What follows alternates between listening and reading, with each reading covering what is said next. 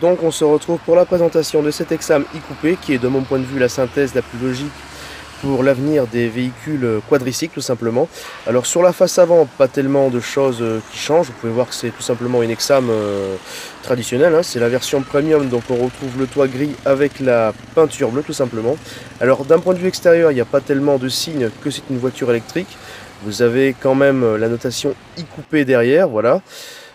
Sur l'intérieur, pas grand chose non plus, encore que on y reviendra. Sur la face avant non plus, bien que personnellement je le trouve assez joli. Vous avez quand même une indication, c'est tout simplement la prise de charge. Alors c'est une prise propriétaire, donc il n'y a pas de possibilité de la recharger sur une borne Autolib, sauf si vous avez un adaptateur. Et donc voilà du coup la notation e-coupé.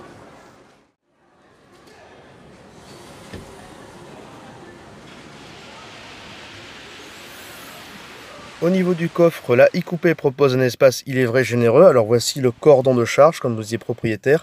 Et on peut voir que les batteries, la batterie de 8 kWh n'empiète quasiment pas sur le volume du coffre, qui atteint 1000 litres, tout simplement si on charge jusqu'en haut, sans compter le bas de la tablette. Après le coffre, on passe sur le groupe motopropulseur de la voiture. Alors on est sur un moteur qui est plus puissant que la norme, on est sur un moteur qui développe 13 à 14 chevaux, mais qui est bridé bien entendu à 45 km/h pour un couple de 58 Nm. Alors vous pouvez voir ici tout simplement en fait l'alimentation, ce qui ressemble à une alimentation de PC, ben en fait c'est ça, c'est tout simplement pour pouvoir recharger la batterie. La batterie de 8 kWh qui permet de faire à la voiture environ 80 km. 80 km dans les meilleures conditions, on peut monter jusqu'à 130 si les conditions météorologiques sont bonnes. Donc du coup j'ai changé d'appareil, donc si vous voyez que ça tremble un peu plus, c'est normal, je suis avec mon téléphone, mais du coup j'étais avec un caméscope handycam et le problème c'est que la batterie fond comme la neige au soleil. Du coup on va passer sur l'intérieur, voilà. Alors l'intérieur, bah, tout simplement c'est l'intérieur d'Exam, hein. Vous avez pas de choses très différentes, vous voyez le caméscope, je vais le mettre là. Donc voilà, les portes ferment toutes seules, c'est quand même bien, voilà. Parce que sur certains anciens modèles, merci de t'ouvrir, vous avez tendance en fait à avoir des problèmes de fermeture des portes parce que les joints emprisonnaient l'air, donc ça a empêché de fermer correctement. Et là le défaut a quand même été bien corrigé. Bon, de toute manière c'est une phase de 2016, donc ça fait un petit moment qu'elle est là. Donc voilà, à l'intérieur vous n'avez pas forcément un intérieur très différent des modèles diesel, vous voyez, tout simplement. La seule chose qui peut vous indiquer que vous êtes sur une électrique, c'est tout simplement ça. Ça c'est le bouton du chauffage. Après vous avez comme d'habitude hein, les 3 vitesses, les 3 positions. Donc voilà, donc ce qui peut vous prouver que vous êtes sur une électrique, ben, c'est tout simplement ce petit voyant aussi. Alors qu'est-ce que ce petit voyant? En fait, du coup, sur l'ordinateur de bord, là, la voiture est démarrée. Pour la démarrer, c'est simple, vous faites simplement 2 crans et la position contact, en fait, correspond à la position go, on va dire. Puis après, vous n'avez qu'à passer en drive et puis ben, rouler jeunesse. Voilà. Donc du coup, l'ordinateur de bord a un peu changé comparé à la e-City qu'on avait testé il y a quelques temps. Enfin, c'était... Enfin, franchement, je trouve que la première version, c'était un prototype, quoi. Il n'y avait pas grand-chose, elle n'était pas forcément très bien finie. Là, franchement, ça va. Enfin, après, moi qui suis habitué aux Cahuètes, j'ai pas l'impression d'être dans une Cahuète, quoi, dans une Smart ou dans un petit truc comme ça. Donc voilà. Donc l'ordinateur de bord, voilà, avec les positions marche arrière, neutre et drive, voilà. Tout simplement, vous avez un indicateur. Focus, s'il te plaît. Vous avez l'indicateur de neutre ici. Vous avez... bon, on le voit pas, mais ici, en fait, un voyant point d'exclamation, pardon, pour vous dire que, par exemple, soit la voiture a été coupée trop vite, soit tout simplement, elle a été coupée. Et donc, du coup, ici, l'ordinateur de bord, vous avez la vitesse réelle, vous avez la consommation en électricité en ampères. On aurait peut-être préféré une consommation en wattheures, mais on va quand même voir. Hein. Voyons, le temps d'utilisation. Ah, bah si. Si, pardon, 110 Wh au kilomètre. Voilà, donc on se retrouve à bord de l'Exam électrique. Alors on va faire un petit tour, l'histoire de tester les performances et de comparer avec, avec l'ancienne e-City. Alors là, vous voyez, j'ai juste mis un coup, puis la voiture s'est démarrée.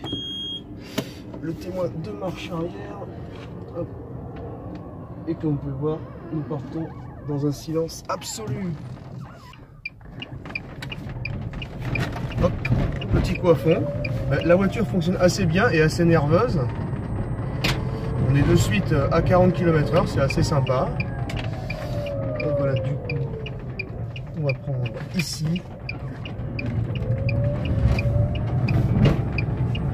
voir à combien elle monte à fond.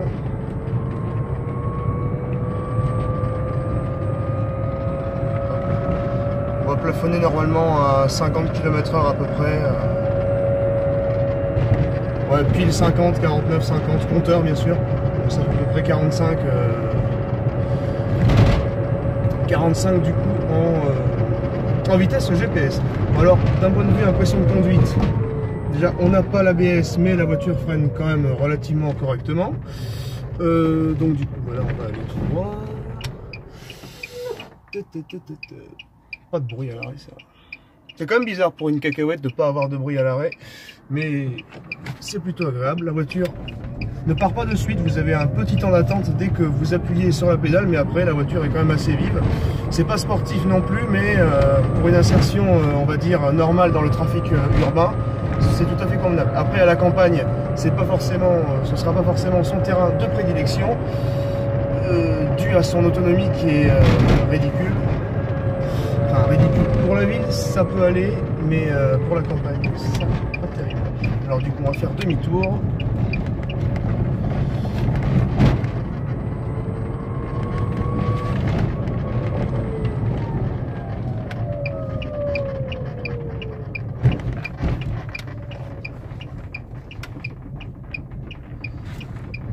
Du coup, je ne l'ai pas dit, mais normalement, il y a un petit frein moteur qui fait que la voiture se recharge toute seule. Alors bon, c'est pas très fort, hein. J'imagine qu'il y a une petite recharge, mais franchement, elle est pas impressionnante. Par contre, on aurait aimé sur ce modèle, filme un peu là, on aurait aimé sur ce modèle quand même une caméra de recul qui est disponible sur les modèles haut de gamme, mais ce qui est quand même bien pratique, car le design de la voiture fait que la visibilité arrière n'est pas forcément terrible. Bon, ce qui est malheureusement commun à toutes les voitures aujourd'hui. En conclusion, on peut dire que la e-Coupé est une voiture assez homogène pour sa catégorie, presque susceptible d'intéresser un détenteur du fameux papier rose pour une utilisation, bien sûr, rigoureusement urbaine. Mais son prix démesurément élevé, près de 20 000 €, en fait malheureusement son épée de Damoclès. Mais on peut toujours espérer pour le futur une utilisation de cette voiture comme Autolib ou autres scooters électriques en libre service.